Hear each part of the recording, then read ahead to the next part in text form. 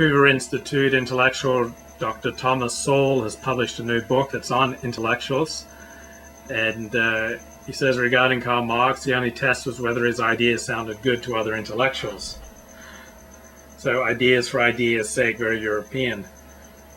Tom Sowell notes, for a long time, intellectuals had to produce ideas that served some purpose. You had to find people who would support you while you spent your time writing. You had religious institutions, political institutions, who would support you so long as what you did forwarded their purposes.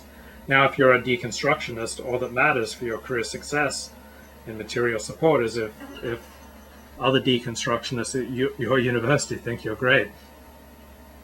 So this is the reason intellectuals don't have as much clout in the United States as they do in much of Europe.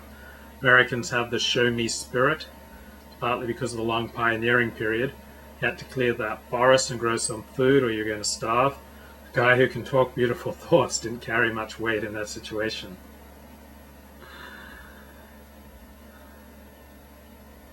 So Tom Sowell says on the Dennis Prager show, Vince Lombardi, the great Green Bay Packer football coach, is a legend, not because he said things clearly, but because when he put his ideas on the field, he won the Super Bowl. Even on the university campus, intellectuals have too much power. There's no reason why they should decide whether students can take ROTC, or whether the university's endowment can be invested.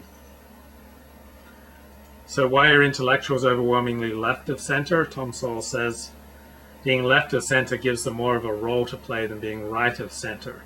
If you believe the government should be into this or that, then you can come up with your own solutions and programs.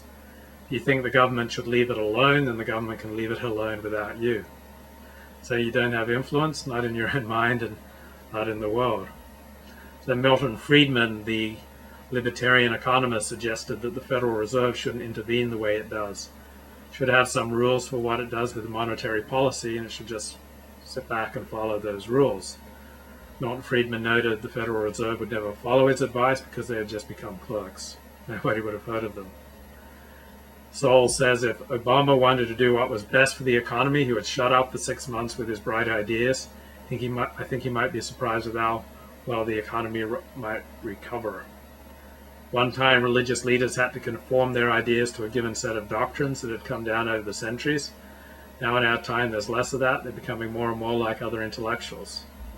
The idea that politicians should direct where the wealth of the nation goes, rather than where the people who created the wealth want it to go, is a very bad idea, according to